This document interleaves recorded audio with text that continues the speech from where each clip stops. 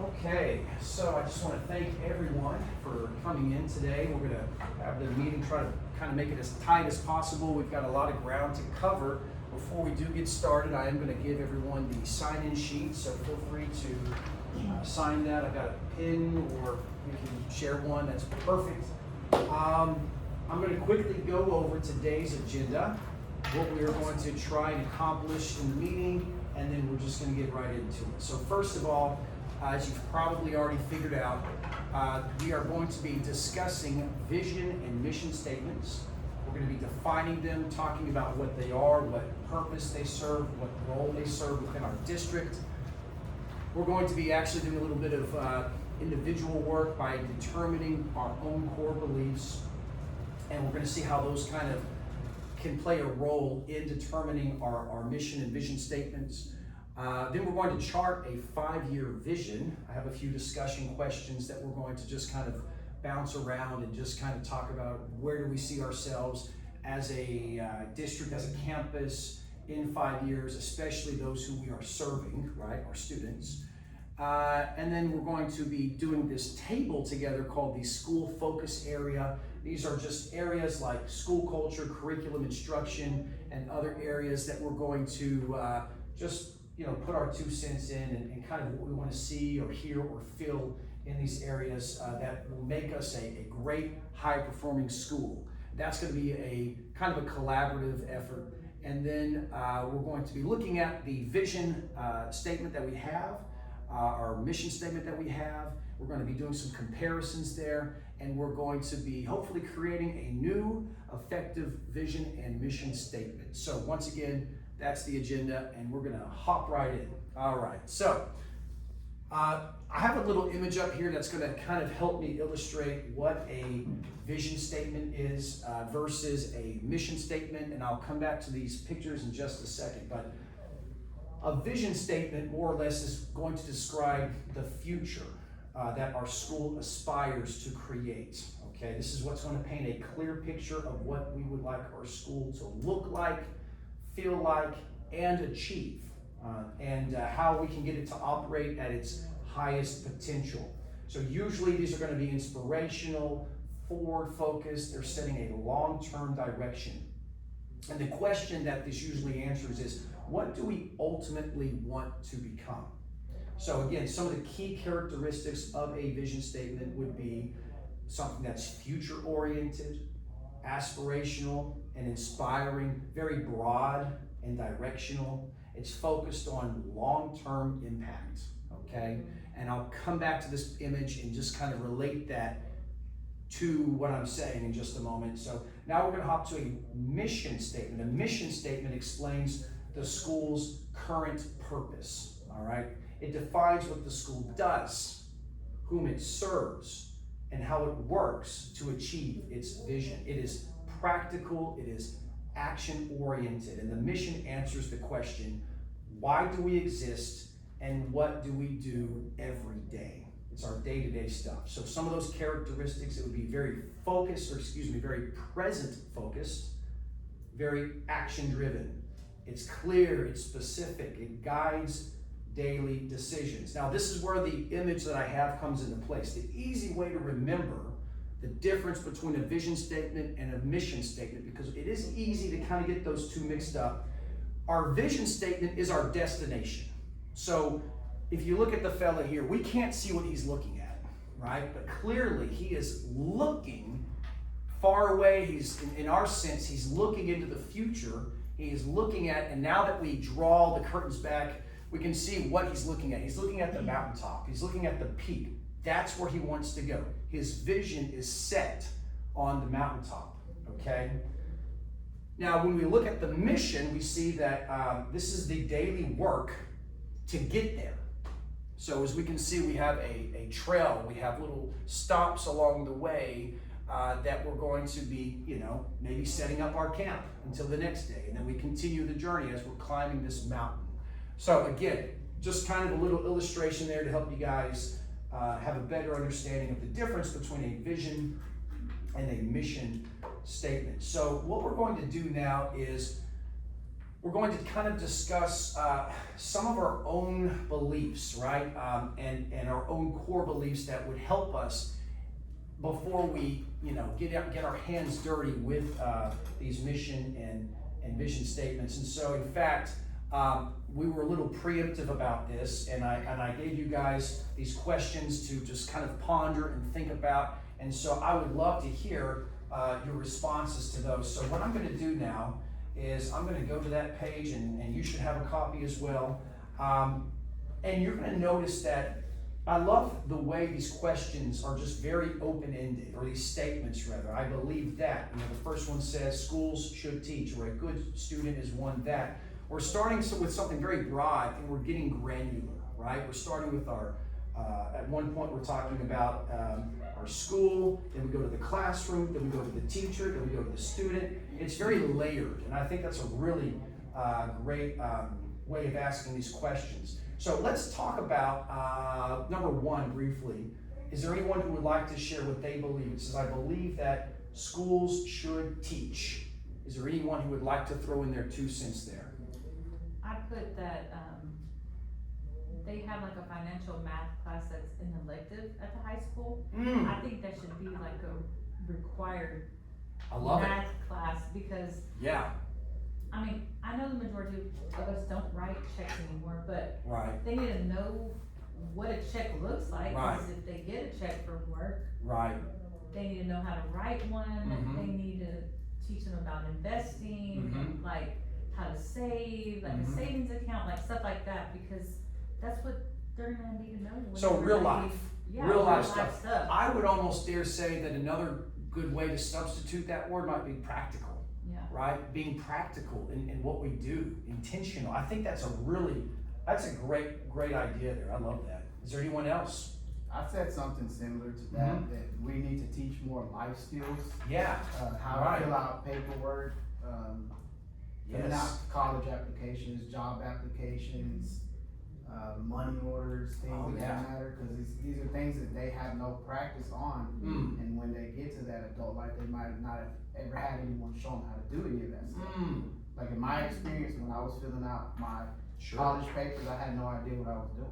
I love that. And again, that comes back to sort of practicality. You might almost throw the word critical thinking in there, because to be able to do these sort of adult chores, right? You got to be able to have that mindset of being a critical thinker, being practical. I love those. Are great. Wonderful.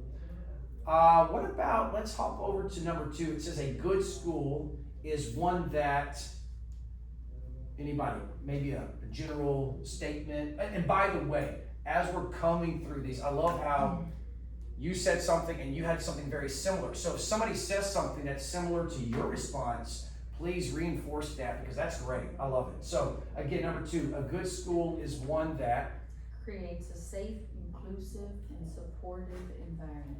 I'm telling you, I love that. Safety. Safe was one of my key words, one of my power words there. I think I had a safe, supportive, and even challenging environment, right?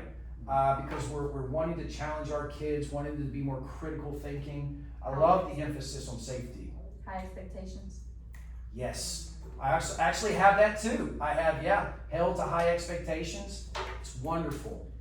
Anyone else? Mine goes to support. I put supports their students and staff, because not just like I wasn't thinking just like as a campus level, like admin, it was like the district as well. If they don't support administrators making their decisions, or the staff and students, then there's a big a disconnect. So strong relationships, I would think that might fall in strong relationships, maybe. Families, community, staff. Right, I love that. And again, that's also, we're gonna get into that as well when we get to our table. I think we're gonna have a section on there that talks about student support, and I think that's, the community plays a big role in that. I love that. Let's hop over to the 3rd one, a successful student. Now we're getting more individual, right? A successful student is able to, anybody? So I said that they should be able to take information given to them and challenge, like not take everything that we say to them, especially in like a history class setting, Yeah. look at history from both perspectives. Have an open-minded, yeah, I love that. I love that. That goes back to your critical thinking though. Yes. Like really being able to think. The world is at their fingertips with the phones and the internet right now. Oh, I And know. so we lack some critical thinking skills because they want everything just right Yeah, now, 'cause they don't know how to do it. instant. And otherwise, when you're critically thinking, that takes time and effort and brain cells and energy. Yeah. And they don't have sometimes the stamina to get where they're going. They give up and just, Yeah, it's like they struggle to form their own opinion on subjects, Mm. so they just go with whatever they hear. Because their phone is telling them what to think or what to say. That is so true. I love Like they that. don't know how to think for themselves. Yeah, True. unfortunately. So yeah, I love this. Open-minded with, yes, critical thinking being kind of the driving force. I love that. That's great. Tell I me. say that to them a lot, like Yeah. whenever we talk about a subject in class, you have to think of it from two sides. Yes. Because usually the history that we learn comes from whoever won this battle or whatever. Yes. But you have So to think true. about it from the other side too. So true. So true. I love that. I love it. Let's go to now, we're kind of backing up a little bit. It says an effective classroom. So we're zooming out from that student. We're looking at the class. An effective classroom is one in which, students feel safe, yes. valued, and heard. Ooh, I love that. Students feel safe, valued, they feel heard. That is good. That is They good. won't participate if it's not safe. You're right. They don't feel valued as a part of the classroom, and if they never get heard. So I think that's important. I love heard. I actually have, I think I have communication somewhere in mine as well. Or trust. I have trust. Trust, yes. Yeah, trust. And that, again, that opens up the door for, learning. I mean, if you feel that, if you feel safe, valued, heard, trust, if there's have a Then relationship. you can engage. It will be engaging because they'll Yes. feel more free to engage Engaging. in the Yes. lessons Yes, and take ownership in their learning. I love it. I love it. Quickly, let's hop over to number 5. A good school staff member. Now, this could be a teacher, a principal, a para, is one who, I put positive morale positive. and is always willing to help. Yes. It doesn't matter help, like whether it's helping Wendy mop up something Yes. or Yes. something like that. Right. It doesn't matter who it is, but just help in general. Yeah. The key word for me in that one was serve. So Yeah. service, I mean, that falls with help. I think Yeah. service is something, you can't go into education and not have a heart of service. I mean, you're not gonna last long. So I think I think those are great. Beautiful, beautiful. Anybody have anything else they want to throw in there? Because we are gonna, go ahead. I said one that can adapt to the different personalities that they encounter, Yes. and Yes. that can find connections, like not only with staff but with students. Ooh, that's good. That is a I love that. Good stuff, man. All right, well, this is what we're gonna do. I'm gonna ask you a series of questions. I'm probably gonna ask you 3 questions. These are future-oriented questions, such as, in 5 years, what do you hope your current students will be doing? What do we hope? Where do we see our students? Let's start with our students first. That's what we're here for. Who we're here for. pursuing higher education. Yeah. For sure. Yeah. I put the same thing. I said whatever makes them happy. Because we know that college isn't for everyone, even though we would hope that Right. they would do that. But if they don't go to college, like at least learn the skill. Career path. Because, yeah, Career something, path, right. yeah, Something To help- fulfilling, maybe? Yeah. fulfilling, and that's gonna help them survive. Oh, yes. Surviving, that might be it. It's just, just like being able to make it and not having to live paycheck to paycheck, I or love that. just be comfortable. Yes, I love that. Surviving in the real world, Yeah. being comfortable. These are great things that we want. It's almost like the things we want for our own kids, you know? I think that's really good. In 5 years, what do you want learning to look like in your school or schools? I said less dependent on technology. I was thinking, you were so brave to say it, but that's what Because we put a lot of stress on reading and mathematics, but are we actually taking time to read books? Woo! preach. Man, I know. Cause I Do we have a remember library? No. growing up, the accelerated reading program. Yeah. That was a huge thing Oh, because yeah.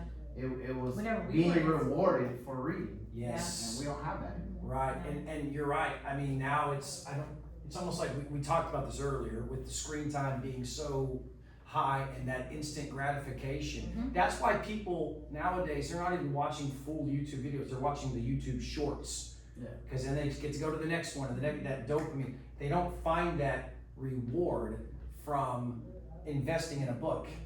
And now that we've got this law in place, right? We're not on our screens in class, and we hope that 8 hours away from the device will maybe rewire the brain or the, however it is, the receptors for that, excitement, and maybe they'll want to read those books. I don't know. That's great. I love less dependent on technology. I love this question. This says, how do you want your school to be known in your community? Supportive. Ooh, good. Supportive. Safe. Supportive and safe. Welcoming. Yeah. That's what I put, safe haven for students. I love that. Academic excellence. Yes, we can't forget that. Academic excellence, yep. Love it. I love it. Well, this is what we're gonna do. We're gonna be hopping to that table that I mentioned. And so what I'm gonna do is, I'm going to, let's see, get that on the screen. And I'll return to this PowerPoint in just a moment. So what we have here, and you've got a paper in front of you, we have these areas of school focus. Again, school culture, curriculum, instruction, school effectiveness, student support. We do have a definition of each, so I'll briefly read that. We're going to be doing this in live time, so Ms. Cruz is going to be so kind to type for us and help us to sort of just come up with some good stuff here. So we're going to start with our school culture. It says the personality of the school.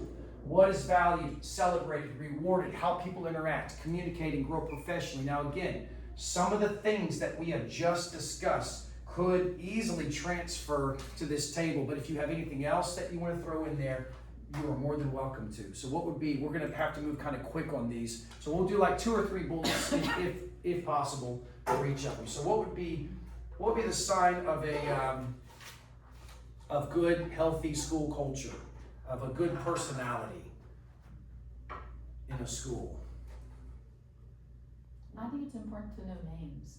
I Yeah. think children want their names called by staff and admin, and I think that teachers also like that contact. Yeah, personable. Personal. I was just Yeah. gonna say that. Yeah, personal. I love it. Yeah, I love that. Love it. The classroom should feel welcoming. Yes. Yeah. Like in my room, for instance, I have decorations that go with my personality, and the kids like to go in and look at it and share there. And so that just opens up. Your class, Mr. Jones' class, that's another fun one to walk into. I mean, I love it. Love I it. think structures. Yes. Structures throughout the building, all things really, like hallway structures, cafeteria structures, in the classroom. Kids thrive when they have stability, Yeah. and it's kind of their security blanket. So I think structures in place, And procedures. could that fall in line with high expectations maybe? Yes. Let's have some expectations and procedures that we can implement. Yeah. I think that's good.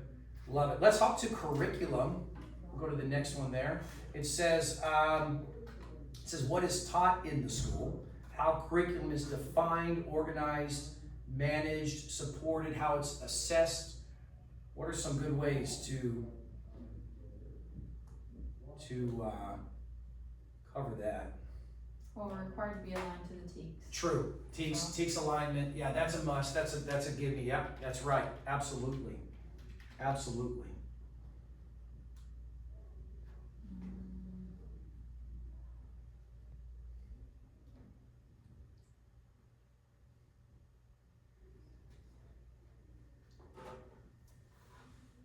think resources might be important, having, you know, available resources maybe, just having a deep well to draw from, and knowing that we have resources available for our students and for the teachers clearly as well, yeah.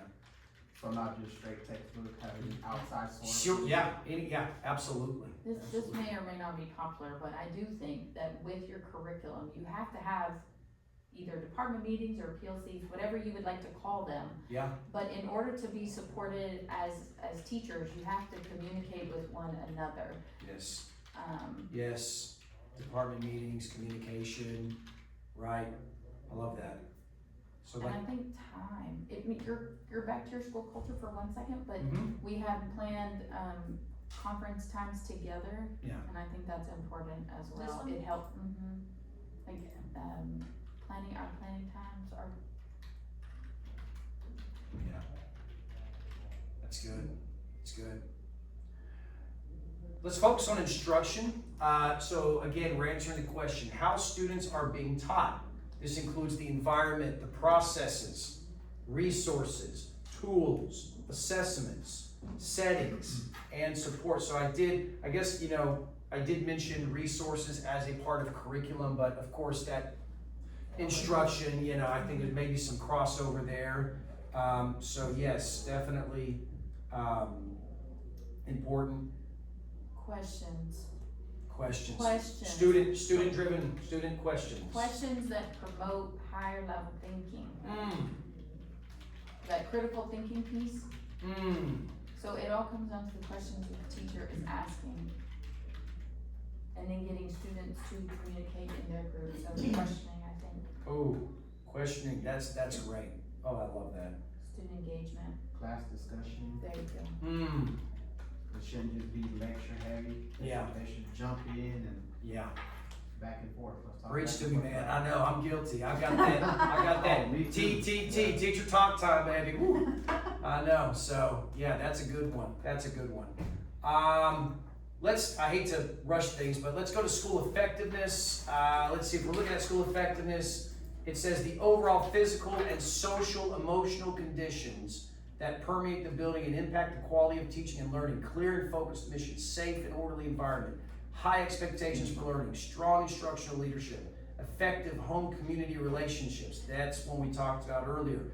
Opportunity to learn and time on task and frequent monitoring of student progress. It's a boatload.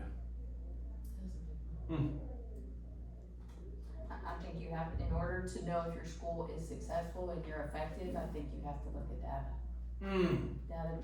Your data, you have to be data driven. Yep, I love that. Data driven. There you go. Staff share ownership of the student success. Like, we all work together to make sure that child is where they need to be. Man, I love it. I love it. Again, I got to go back to community as well. I got to throw it in there because, you know, well, it takes a village, right? So we're going to have to be engaged with families. You know, schooling starts at home, right? So, you know, are we doing our part to kind of keep families, there's a word I'm looking for, not only engaged, but accountability might be a heavy word to use there, but are we communicating? Yeah, keeping the parents in the loop. Are we partners? Are we partnering with our parents? I mean, if we're not partners with our parents, that's going to be a very uphill battle. So building that trust, like you said earlier, trust opens up the door for so much. So community driven or community partners, something of that nature maybe would be good.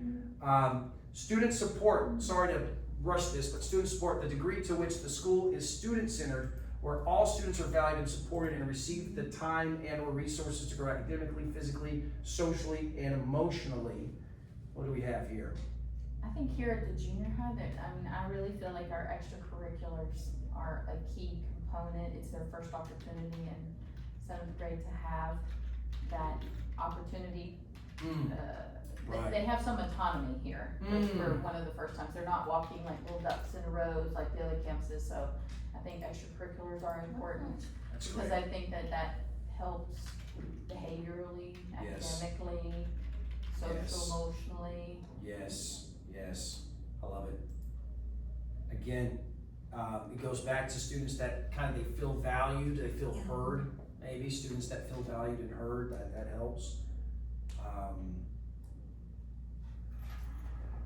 It's a good one.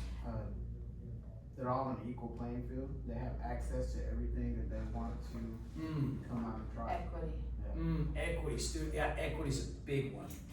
Equity is big. Yeah, love it. And lastly, continuous improvement. This is the intentional, I love that word intentional, processes and practices put in place so that the schools improve the planning, collaboration, collection, analysis of data, there we go, professional development, support systems, and monitoring processes that keep the school moving in the direction of its vision and mission. Still data. Yeah. I mean, you have to look at it. Yeah. But also, building capacity in others, I think is important. You have to grow your people. You have to challenge them. They'll be uncomfortable and not like you for it, but you have to challenge them in order to build their capacity. And to grow. Growing, even for our students, is uncomfortable. Monitoring that progress. I think, and not only data, but how you manipulate that data. What do you do with that data? If you have your PLCs, if you're really hammering that data, looking at it, studying it, breathing it, it should be, it should help with the continuous improvement. I love that. That's great. All right, this is the last thing. Promise. This is the last thing we're going to do. I'm going to go. Thank you, Ms. Cruz, for helping us there. I'm going to go back to my little PowerPoint here. We're going to look at the current vision and mission statements of Palestine ISD. All right, we have our vision. It says Palestine ISD's vision is to be a district of excellence where students are inspired, challenged, and prepared for future success in college, career, and life. Now, I mean, this is good. This covers some of the things. I see the word life. We talk about life. That's a big thing, a big motivation. We want our kids to be successful outside of the classroom, right? So, I mean, that to me seems to be a strength of this statement. And so, I mean, it's not bad, but I do think that there are some areas of improvement, a district of excellence, that's kind of a broad statement, right? It's very broad, and it's okay, vision statements can be broad, but I do feel like there might be some missing measurable elements, right? There's no reference to achievement, no references to innovation or growth. So, maybe some things to consider as we come up with our own vision statement. Next, we have the mission of Palestine Independent School District is to foster relationships. That's a power word, I love that. That excite, engage, and empower our students and community to achieve excellence. And that's another good one. We have a strong relational emphasis. We have some active, energetic verbs like, excite, engage, empower. But of course, excellence kind of remains undefined. And the academic focus is implied rather than stated. The statement does not explicitly reference teaching, learning, instruction. Doesn't really show us, as a mission statement should show us our daily actions, right? It does not really explain how relationships translate into measurable student success. So let's try to be a little more granular here if we can when we come to a mission statement. And what I'm going to do is I'm going to just sort of hop to a fresh slide. We're just going to pretend like these don't exist. And we're going to maybe come up with some new ideas that we might be able to use. So what would be maybe something that, whether it's a keyword that we touched on earlier, something that, maybe stuck out, maybe something that would help us as we sort of navigate, come up with some good vision statements and mission statements. So as a vision, maybe we could start with, just to keep it, flowing, at PISD, right? And again, we're talking about our vision, right? This is our goal, our broad goal here at PISD. Is there anything that comes to mind? We will be a school where, or our vision is for every student to, or We strive, we strive to empower. Is that, I like that. Yeah. I love that. We strive Okay. To empower.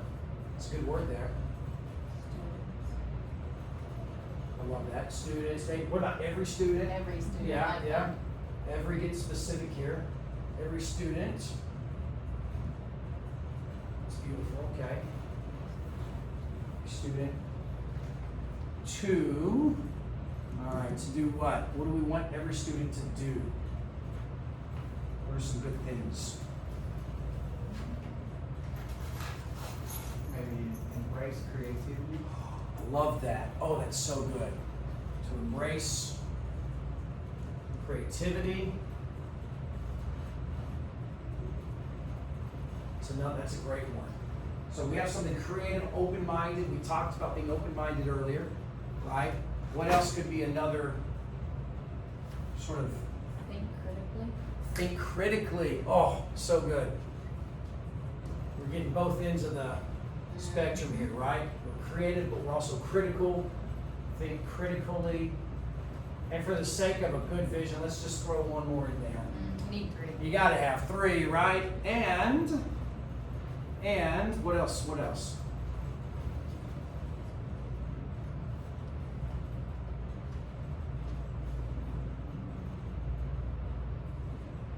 Now I'm gonna throw some things in there, right? We have words like service. I don't know if we want our serving others is always great, but that's a word that we talked about a little bit. I know we use that more from a teacher's perspective, so we might even be able to throw that in the mission statement if we want to.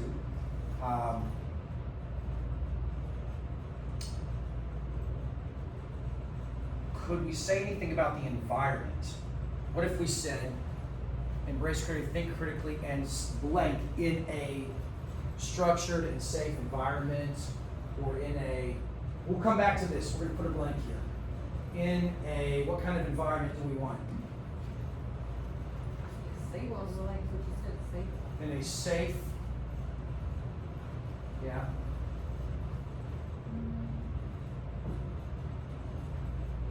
Maybe safe and supportive. Inclusive. safe, I like that. Safe, and I think inclusive also shows support, so good. Safe, inclusive environment. I love it. All right, now let's come up with another good little action here, okay? We're embracing creativity, we're thinking critically, and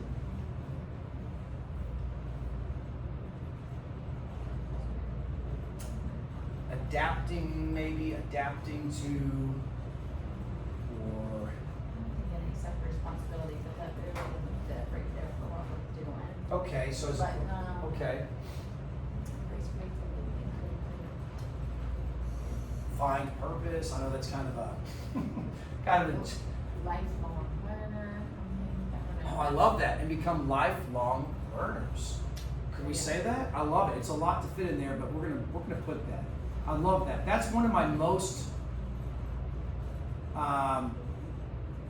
favorite things about educating. One of the things I try to teach people is, man, I want kids that are lifelong learners. I love it.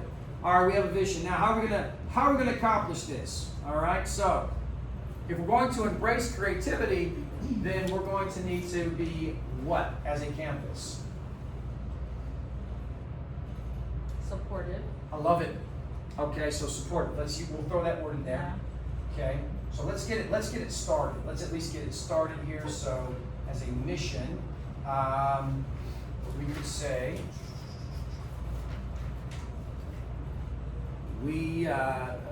or let's see, our mission. We'll just say our mission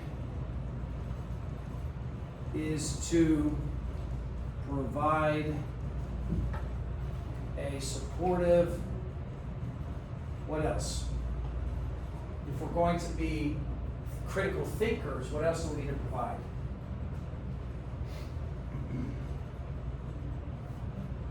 Something about academics. Structure. A supportive, yeah, structured. I love that. Structured.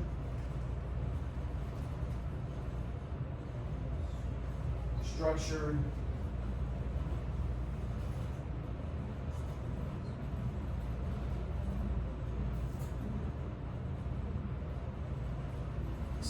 also have inclusiveness. Adaptive. So our mission is to provide a supportive, structured, and if we're going, what if we do this? If we're doing inclusive environment, wouldn't that need to be safe, right? We can use the word safe also possibly. Our mission is to provide a supportive, structured, and safe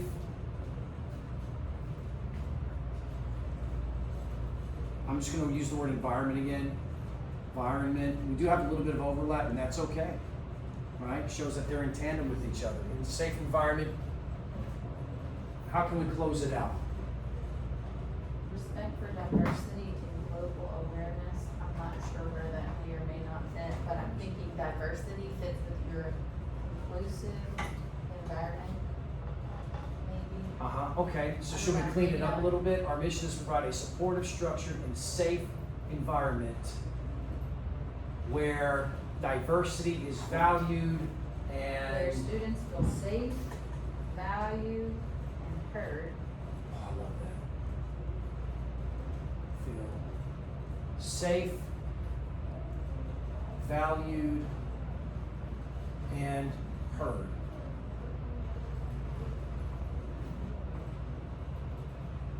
Love it. Guys, Yeah. you are amazing. You are the A-team. This is a record time for making a vision and mission statement. Thank you all. Thank you all for your help. And we are done.